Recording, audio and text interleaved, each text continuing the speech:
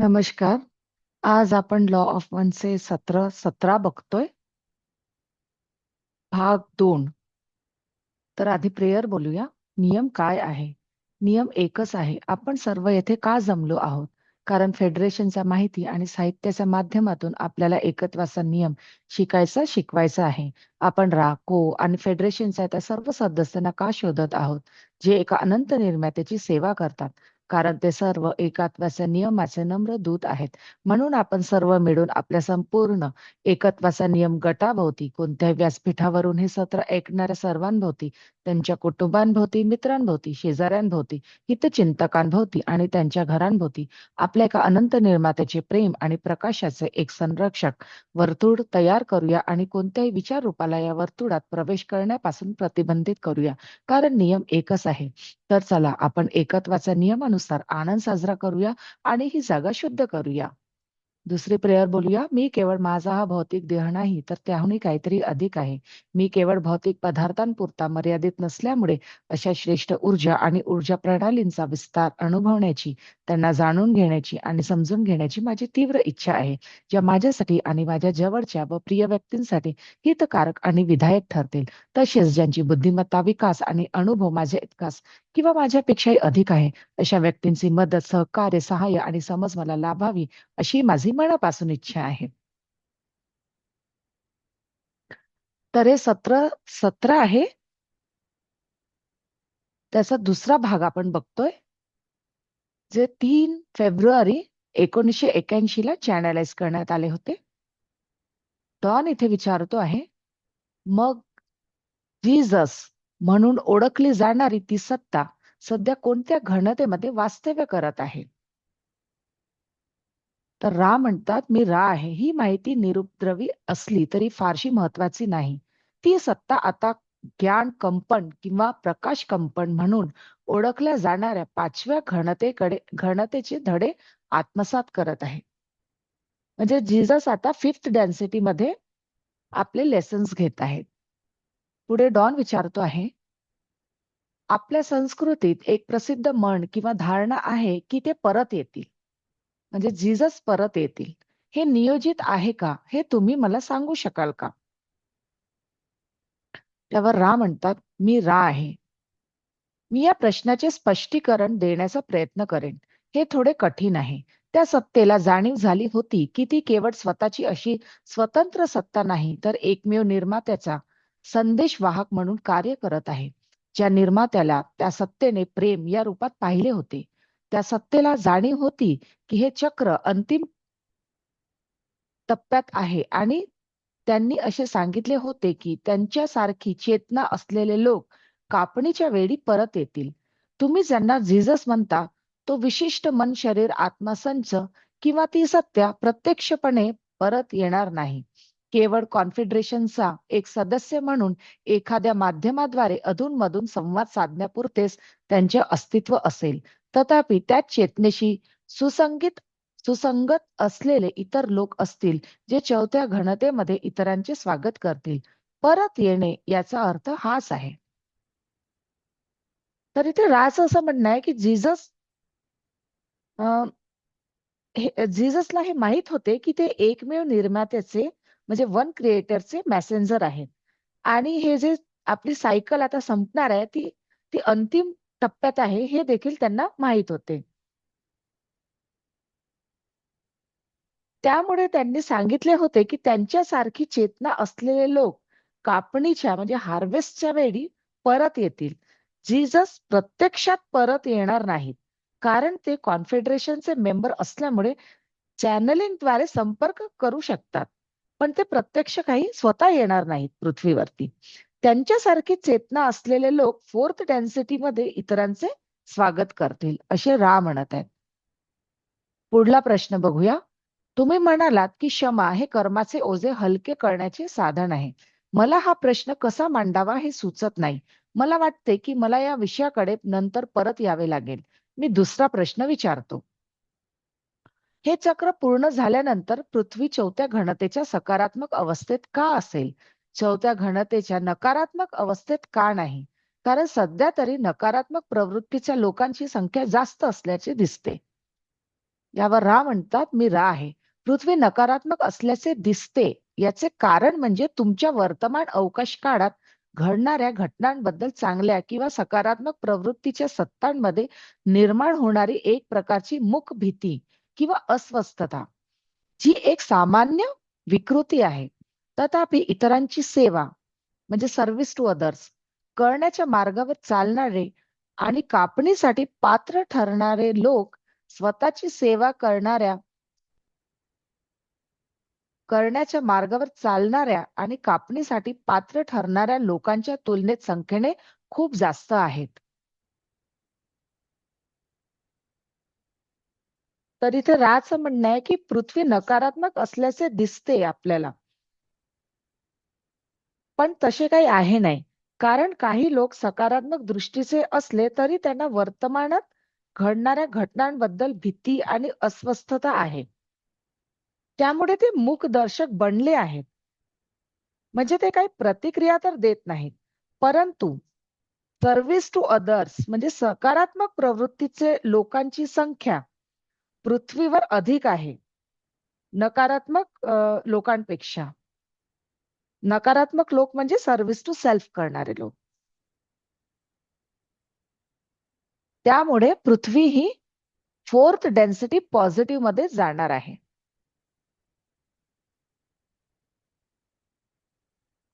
पुढे डॉन विचारतोय, दुसऱ्या शब्दात सांगायचे तर चौथ्या घनतेमध्ये कापणी होणाऱ्या सकारात्मक सत्तांच्या तुलनेत नकारात्मक सत्तांची संख्या कमी असेल. हे बरोबर आहे का? म्हणजे फोर्थ डेन्सिटीच्या हार्वेस्ट मध्ये पॉझिटिव्ह लोक जास्त असतील ऍज कम्पेअर टू निगेटिव्ह लोक. हे बरोबर आहे का असं डॉन विचारतोय. त्यावर रा म्हणतात, हे बरोबर आहे. तुमच्या लोकांपैकी बहुसंख्य लोक तिसऱ्या घनतेचा अनुभव पुन्हा घेतील. म्हणजे राचं म्हणणं आहे की बरेच लोक ही थर्ड डेन्सिटी रिपीट करतील, कारण त्यांनी आपले जे अनुभव आहेत, आपले जे धडे आहेत, ते बरोबर घेतलेले नाहीत. पुढे डॉन विचारतोय, तारास बुल्बा, चंगेज खान आणि रासपुतीन यांची कापणी मुख्य कापणीच्या आधीच कशी झाली? त्यावर रा म्हणतात, मी रा आहे. जे लोक जाणीवपूर्वक बुद्धिमान अनंततेचे प्रवेशद्वार उघडतात, त्यांना त्या घनतेतून बाहेर पडण्याची पद्धत निवडण्याचा अधिकार, विशेष अधिकार आणि कर्तव्य असते. नकारात्मक प्रवृत्तीचे जे लोक हा अधिकार किंवा कर्तव्य प्राप्त करतात, ते बहुतेकदा स्वतःची सेवा करण्याच्या शिकवण्याच्या प्रक्रियेत पुढे जाणे पसंत करतात. म्हणजे इथे राचं म्हणणं आहे की काही लोक पॉझिटिव्ह असो किंवा निगेटिव्ह प्रवृत्तीचे असो, ते कॉन्शियस लेवलवर जेव्हा आपले लेसन्स पूर्ण करतात, तेव्हा त्यांना हार्वेस्टच्या आधी आपली स्वतःचे हार्वेस्ट कॉन्शियसली करून घेता येते. कारण आता त्यांना इथे शिकायला किंवा शिकवायला काही उरलेलं नसतं. बरेचदा सर्व्हिस टू सेल्फ म्हणजे स्वतःची सेवा करणारे लोक आपल्या स्वतःच्या म्हणजे या घनतेतून पुढच्या घनतेत लवकर जाणे पसंत करतात. कारण त्यांना लवकर प्रगती करायची घाई असते. असे आपण म्हणू शकतो. पुढे डॉन विचारतोय, आपण ज्याला स्फूर्त ज्वलन म्हणजे शरीराचे अचानक जळून खाक होणे म्हणतो, त्याचे हेच कारण आहे का? तर इथे रा म्हणतात, हे बरोबर नाही.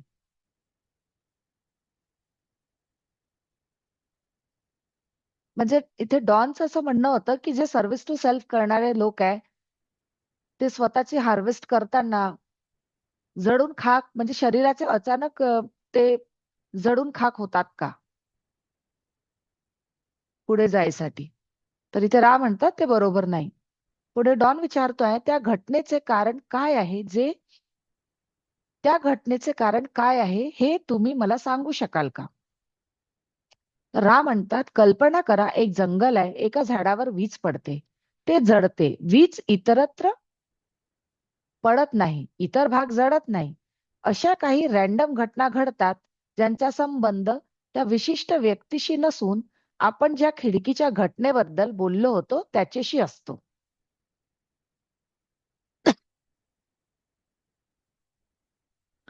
इथे खिडकीची घटना म्हणजे विंडो फेनॉमेनॉन जे म्हटलंय ते मागच्या सत्रांमध्ये राणी सांगितलं होतं की पृथ्वी ही क्वारंटाईन आहे, परंतु पृथ्वीच्या क्वारंटाईन मध्ये जेव्हा काही रॅन्डमली खंड पडतो आणि त्या विंडोज ओपन होतात, ज्याला आपण पोर्टल्स म्हणू, म्हणजे पोर्टल्स ओपन होतात, तिथून कधी कधी ओरियन ग्रुपचे क्रुसेडर्स ची एंट्री होत असते.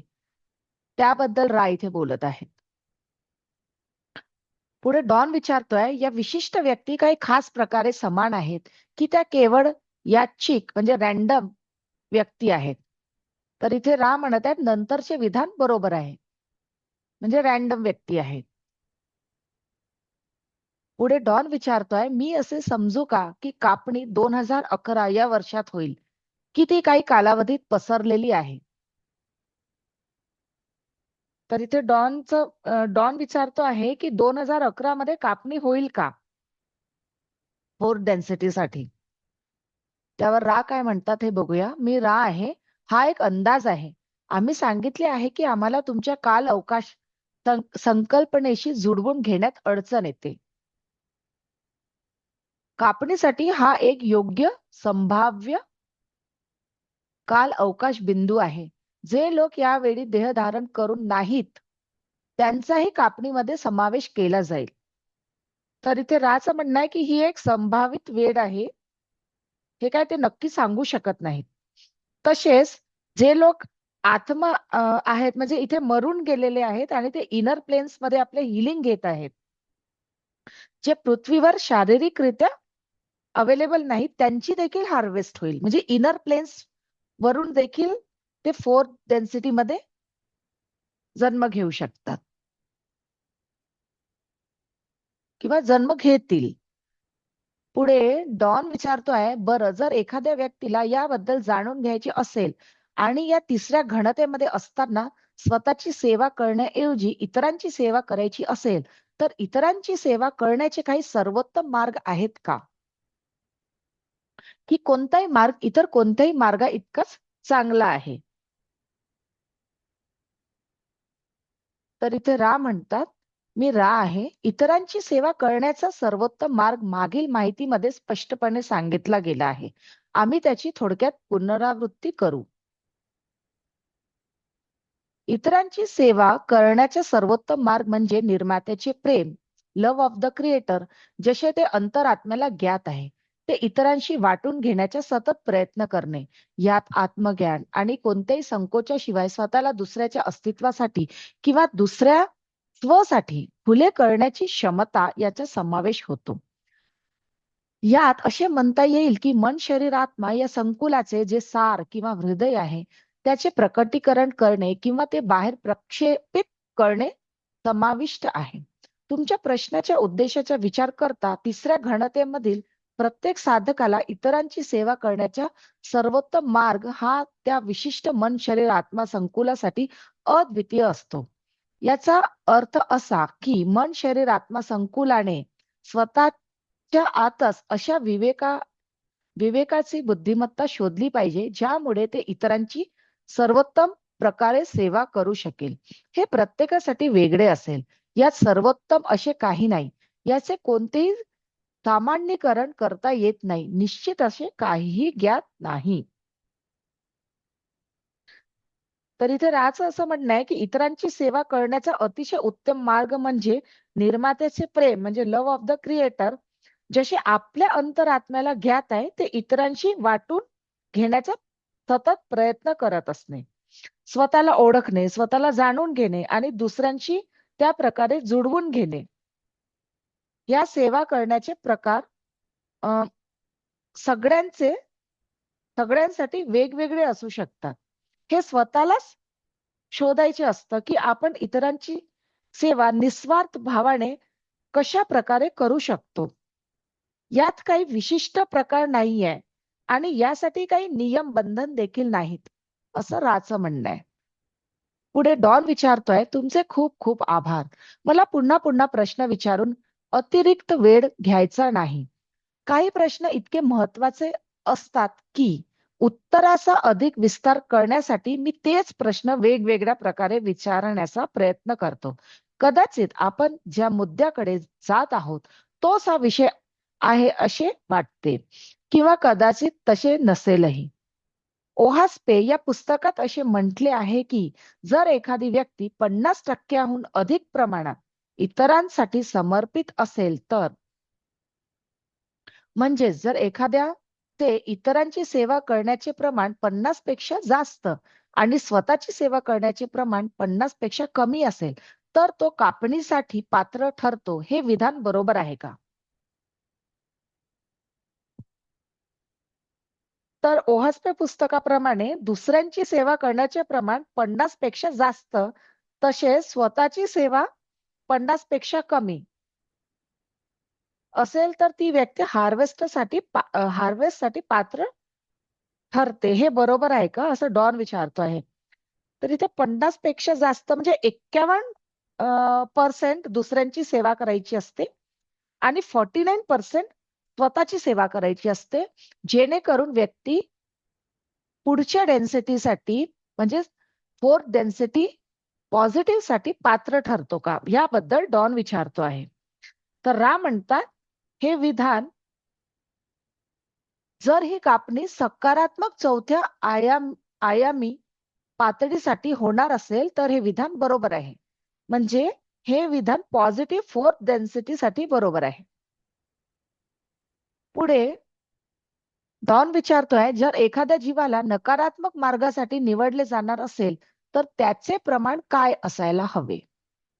यावर रा म्हणतात ज्या जीवाला स्वतःची सेवा म्हणजे सर्व्हिस टू सेल्फ करण्याचा मार्ग अनुसरायचा आहे त्याने 5 ची श्रेणी गाठली पाहिजे. म्हणजेच 5% इतरांची सेवा आणि 95% स्वतःची सेवा हे प्रमाण पूर्णत्वाच्या जवळ जाणारे असावे लागते. नकारात्मक मार्गावर कापणीसाठी पात्र ठरणे खूप कठीण असते आणि त्यासाठी प्रचंड समर्पणाची आवश्यकता असते. तर इथे राचं म्हणणं आहे की सर्व्हिस टू सेल्फ साठी 5% दुसऱ्यांची सेवा करायला हवी आणि 95% स्वतःची सेवा करायला हवी. आणि नकारात्मक मार्गावर जे हार्वेस्ट करून जाणारे लोक असतात त्यांचा मार्ग देखील अतिशय कठीण असतो. कारण त्यांना खूप निगेटिव्ह राहावं लागतं आणि निगेटिव्ह घटनाक्रमांना सामोरे जावे लागते. त्यासाठी त्यांना समर्पित राहावे लागते. त्यामुळे त्यांचा मार्ग देखील अतिशय कठीण आहे. तेव्हाच ते निगेटिव्ह फोर्थ डेन्सिटी मध्ये जाऊ शकतील. पुढे डॉन विचारतोय सकारात्मक मार्गाच्या तुलनेत नकारात्मक मार्गावर कापणीसाठी पात्र ठरणे इतके कठीण का आहे? त्यावर रा म्हणतात याचे कारण एकात्मेच्या नियमातील एक विकृती आहे. हा नियम दर्शवतो की बुद्धिमान अनंततेचे प्रवेशद्वार हे एका अत्यंत अरुंद आणि कठीण मार्गाच्या शेवटी असते. इतरांच्या कल्याणासाठी 51% समर्पण साध्य करणे हे इतरांसाठी 5% समर्पण साध्य करणे इतकेच कठीण आहे. या दोघांच्या मध्ये उदासीनतेचा खड्डा असतो. म्हणजे राचं म्हणणं आहे की दुसऱ्यांची सेवा 51% असो किंवा 5% असो, दोन्ही मार्ग कठीणच आहेत. पुढे पण जास्त कठीण 5% साध्य करणाऱ्यांसाठी असते.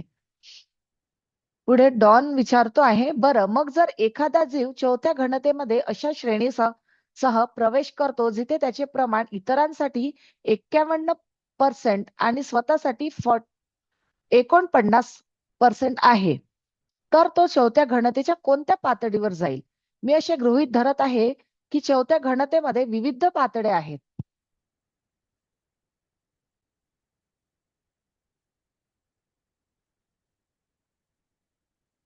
यावर रा म्हणतात हे बरोबर आहे. प्रत्येक जण अशा उपघनतेमध्ये प्रवेश करतो जी त्या जीवाच्या समजेनुसार स्पंदित होत असते म्हणजे व्हायब्रेट होत असते.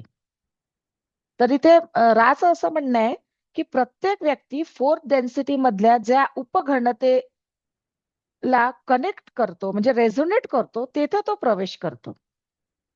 याआधी आपण बघितलं आहे की घनतेमध्ये उपघनता आणि उपघनता आहेत. तर जी व्यक्ती ज्या घनतेला किंवा उपघनतेला रेझोनेट करेल, कनेक्ट करेल, तिथे तो जातो. पुढे डॉन विचारतोय, सध्या येथे तिसऱ्या घनतेमध्ये किती पातळ्या आहेत? त्यावर रा म्हणतात, तिसऱ्या घनतेमध्ये अनंत पातळ्या आहेत. म्हणजे पुष्कळ लेवल आहेत थर्ड डेन्सिटी मध्ये. पुढे डॉन विचारतोय, मी ऐकले आहे की 7 ऍस्ट्रल म्हणजे सूक्ष्म शरीर आणि 7 देवचानिक म्हणजे स्वर्गीय किंवा उच्च लोकातील अशा मुख्य पातळ्या आहेत. हे बरोबर आहे का? यावर रा म्हणतात, मी रा आहे. तुम्ही तुमच्या आंतरिक पातळ्यावरील म्हणजे इनर प्लेन्स स्तरांवरील काही मोठ्या फरकांबद्दल बोलत आहात. ते बरोबर आहे. पुढे डॉन विचारतोय, बरं मग ऍस्ट्रल म्हणजे सूक्ष्म पातळ्यांवर आणि देवचानिक पातळ्यांवर कोण वास्तव्य करते? यावर रा म्हणतात, मी रा आहे. विविध पातळ्यांवर जीव त्यांच्या कंपनात्मक स्वरूपामुळे वास्तव्य करतात. ऍस्ट्रल पातळीवर खालच्या स्तरांवरील विचार रूपांपासून ते उच्च ऍस्ट्रल पातळ्यांवरील शिकणे, शिकवणे या कार्यात समर्पित असलेल्या ज्ञानी जीवांपर्यंतचे विविध जीव असतात. देवचानिक पातळ्यांवर ज्यांना तुम्ही असे संबोधता असे जीव असतात ज्यांची कंपने प्रेम प्रकाश या मूळ विकृतीच्या अधिक जवळ असतात. या पातळ्यांच्या पलीकडे इतर पातळ्या आहेत. तर इथे असं म्हणणं आहे की विविध लेवल्स वरती जीव म्हणजे एंटिटीज त्यांच्या कंपनात्मक स्वरूपामुळे वास्तव्य करतात. जिथे ते कनेक्ट करतात किंवा रेझोनेट होतात, ऍस्ट्रल प्लेन्सच्या खालच्या लेवलवर थॉट फॉर्म असतात. म्हणजे विचाररूपी जीव असतात ज्यांना शरीर नसते. तर वरच्या लेवलवर ज्ञानी जीव असतात ज्यांचा कल शिकणे आणि शिकवण्याकडे असतो. तसेच देवचानिक लेवलवरती जे जीव असतात ते प्रेम आणि प्रकाशाच्या कंपनात असतात. हे जे जीव असतात त्यांना आपण एनलायटन बीइंग्स देखील म्हणतो. जसे आपले ऋषी मुनी मुनी असतात, संत, साधू, मॉन्स वगैरे असतात. ते ह्या देवचानिक लेवलवरती वास्तव्य करतात.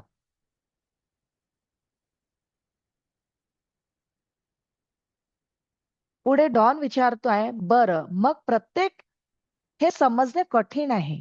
आपली भौतिक पातळी, आपण ज्याला आपली भौतिक पातळी म्हणतो, तिचे 7 उपस्तर आहेत का?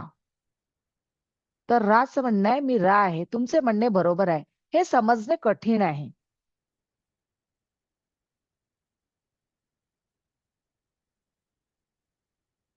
असंख्य पातळ्या अस्तित्वात आहेत. तुमच्या विशिष्ट अवकाश-काल साध्य विकृतीमध्ये मन, शरीर, आत्मा संकुलांच्या 7 उपपातळ्या आहेत. जसजसे तुम्ही तुमच्या अनुभवात्मक विकृतींमधून पुढे जाल आणि भौतिक शरीराच्या ऊर्जा प्रवाह केंद्राशी संबंधित असलेल्या विविध स्तरांवरील इतर स्व यांना भेटाल, तसतसे तुम्हाला या 7 पातळ्यांचे कंपनात्मक स्वरूप दिसेल. अदृश्य किंवा आंतरिक तृतीय घनता पातळ्यांवर असे जीव वास्तव्य करतात ज्यांचे स्वरूप तुमच्यासारख्या शरीर संकुलाचे नसते. म्हणजेच ते त्यांच्या आत्मा मन संकुलाभोवती रासायनिक शरीर धारण करत नाहीत. तरीही हे जीव विविध स्तरांमध्ये विभागलेले असतात, ज्याला तुम्ही स्वप्नातील कृत्रिम स्वप्न असे म्हणू शकता.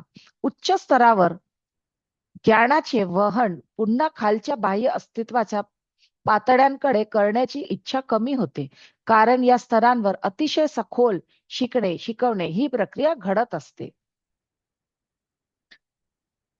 तर इथे राच म्हणणं आहे की असंख्य लेवल आहेत.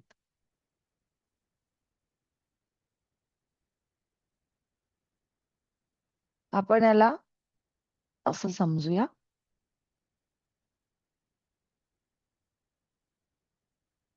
तर इथे राचं म्हणणं आहे की आपण आपल्या ऑरानुसार समोरच्या व्यक्तीशी रेझोनेट होत असतो, म्हणजे कनेक्ट होत असतो.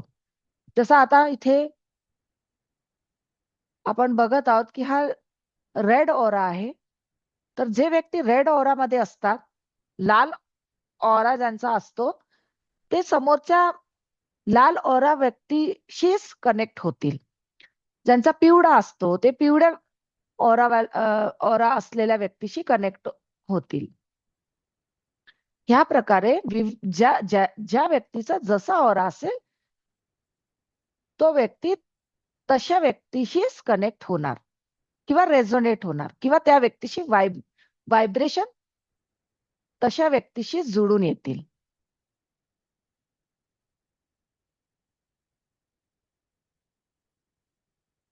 पुढे रा म्हणत आहेत की थॉट डेन्सिटी मध्ये काही अदृश्य जीव जे थॉट फॉर्म मध्ये आहेत, त्यांना कोणतेही शरीर नसते. ते आपल्या स्वप्नातच म्हणजे आपल्या स्वप्नातच ते काही इन्फॉर्मेशन, काही माहिती देऊ शकतात.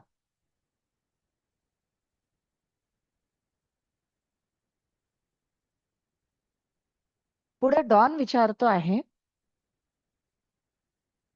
मग आपण ज्याला तृतीय घनता भौतिक अवस्था म्हणतो, तिथून या पातळ्यांमधून पुढे जाताना एका वेळी एकाच पातळीत प्रवेश करणे आवश्यक असते का?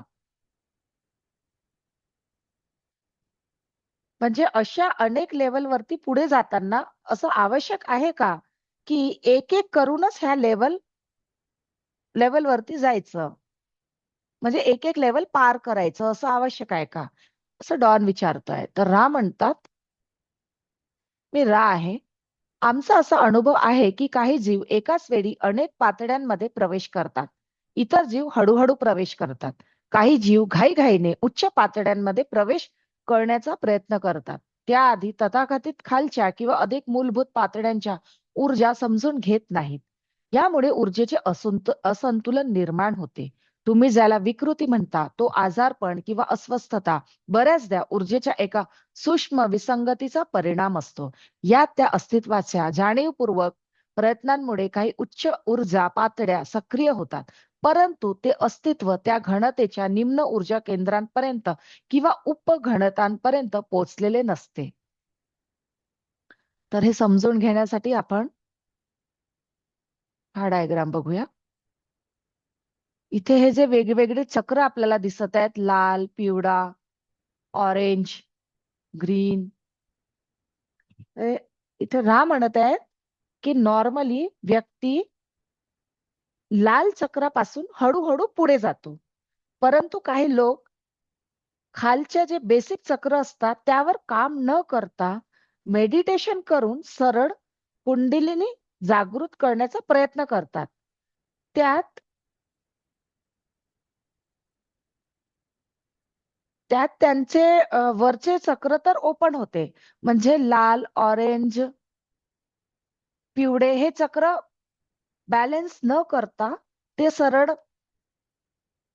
कुंडलिनी म्हणजे हे वरचे जे चक्र आहे याला बॅलन्स करतात मेडिटेशन करून आणि त्यात ते चक्र ओपन तर होते, पण जे खालचे चक्र असतात ते असंतुलित राहून जातात. ते काय बॅलन्स होत नाहीत. त्यामुळे त्यांना शारीरिक त्रास उद्भवतो. त्यांची प्रकृतीमध्ये बिघाड येतो.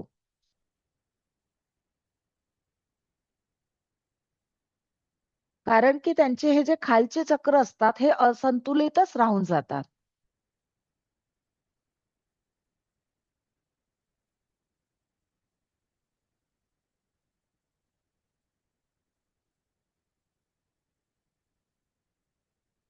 पुढे डॉन विचारतोय, ध्यान करण्याचा काही सर्वोत्तम मार्ग आहे का? तर इथे रा म्हणतात नाही.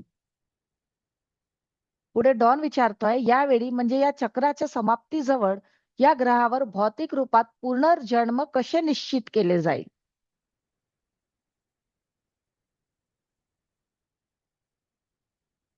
म्हणजे डॉन असं विचारत आहे की हे जे सायकल आता संपणार आहे 25,000ची, ह्याच्या अंतिम टप्प्यात पृथ्वीवर शारीरिक रूपात पुनर्जन्म कसे निश्चित केले जाणार? त्यावर राम म्हणतात, ज्यांना कापणीसाठी पात्र होण्याकरिता अत्यंत आवश्यक अनुभव मिळवायचा आहे, अशा अस्तित्वांना प्राधान्य दिले जाते. त्या तुलनेत अशा अस्तित्वांना दुय्यम स्थान दिले जाते, ज्यांना कोणत्याही विशेष शंकेशिवाय या घनतेचा अनुभव पुन्हा घेण्याची गरज भासणार आहे. तरी ते रास म्हणणं आहे, की अशा जीवांना प्राधान्य दिले जाते, ज्यांना गांभीर्याने इथे अनुभव घ्यायचा आहे. इथे त्यांना प्राधान्य दिले जाणार नाही, जे म्हणजे पुन्हा पुन्हा रिपीट करत आहेत. म्हणजे आपले धडे व्यवस्थित न घेता जन्म आणि मरणाच्या चक्रात फसलेले आहेत. अशा आत्म्यांना इथे प्राधान्य दिले जाणार नाही. प्राधान्य त्यांना मिळणार, जे जीव इथे गांभीर्याने अनुभव घ्यायसाठी तयार राहतील. पुढे डॉन विचारतोय, अशा प्रकारचे वाटप किंवा निवड किती काळापासून सुरू आहे? त्यावर राम म्हणतात, जेव्हा पहिल्या वैयक्तिक अस्तित्वाला या घनतेचे धडे शिकण्याच्या गरजेची जाणीव झाली, तेव्हापासून हे सुरू आहे. म्हणजे हे पहिल्या व्यक्तीपासूनच सुरू आहे. ही त्याची सुरुवात होती. तुम्ही याला कंपनावर आधारित ज्येष्ठता असे म्हणू शकता. Seniority by vibration. तर इथे डॉन विचारतोय, कंपनावर आधारित ज्येष्ठता म्हणजे सिनियरिटी बाय व्हायब्रेशन, यातून तुमचा काय अर्थ आहे? हे तुम्ही स्पष्ट करू शकाल का? तर रा म्हणतात, मी रा आहे. या सत्रातील हा शेवटचा प्रश्न असेल. कंपनावर आधारित ज्येष्ठता म्हणजे असे म्हणूया, की एकात्मेच्या नियमाचे पालन करून कापणीसाठी पात्र ठरणाऱ्या व्यक्तींना मिळणारी प्राधान्यपूर्वक वागणूक. जेव्हा एखादी व्यक्ती कापणीच्या वेळेबद्दल आणि स्वतःच्या पातळीवर मन, शरीर, आत्मा यांना या धड्यांच्या शिकवण्याच्या प्रक्रियेकडे वळवण्याच्या गरजेबद्दल जागरूक होते, तेव्हा तिला प्राधान्य दिले जाते, जेणेकरून त्या व्यक्तीला या प्रयत्नात यशस्वी होण्याची सर्वोत्तम संधी मिळावी. आता आणखी काही प्रश्न आहेत का? हे आम्ही विचारू शकतो का? तर इथे रास असं म्हणणं आहे, की लॉ ऑफ वनचे पालन करणारे एंटिटीज म्हणजे जीव ज्यांचे व्हायब्रेशन आध्यात्मिक आहेत, ते हार्वेस्टसाठी तयार असतात, त्यांना इथे प्राधान्य दिले जाते. असे जीव शिकणे आणि शिकवायला कॉन्शियसली जागरूक देखील असतात. त्यामुळे त्यांना डेन्सिटी क्रॉस करण्यासाठी उत्तम संधी मिळते. डेन्सिटी क्रॉस करणे म्हणजे ह्या डेन्सिटीतून हार्वेस्ट होऊन पुढच्या डेन्सिटीमध्ये जाणे. पुढे डॉन विचारतोय, माझा एकच प्रश्न आहे, या माध्यमासाठी म्हणजे कार्लासाठी आम्ही काही करू शकतो का? त्यावर रा म्हणतात, हे माध्यम या कार्यासाठी योग्य कपडे परिधान करत नाही. जेव्हा ऊर्जा प्रवाह 7व्या चक्राच्या क्षेत्रात येतात आणि 6व्या चक्रातून व इतर चक्रातून झिरपतात, तेव्हा या व्यक्तीची इतर किंवा खालची चक्रे काहीशी ऊर्जाहीन होतात. त्यामुळे शरीराच्या ज्या भागाला तुम्ही पावले म्हणता, तिथे उबदार कपडे निवडताना या व्यक्तीने अधिक काळजी घेतली पाहिजे. तर इथे डॉन विचारताय, फक्त आम्हाला पावलांवर जाड कपडे घालायचे आहेत, हे बरोबर आहे का? म्हणजे तिच्या पायांवरती जाड कपडे घालायचे आहेत. तर रा म्हणतात, हे बरोबर आहे. पुढे रा म्हणतात, मी आता या माध्यमाचा निरोप घेतो. मी तुम्हाला एका अनंत निर्मात्याच्या प्रेम आणि प्रकाशात सोडून जातो अधोनाय. तर हे सत्र 17 भाग 2 इथे संपलेला आहे. धन्यवाद.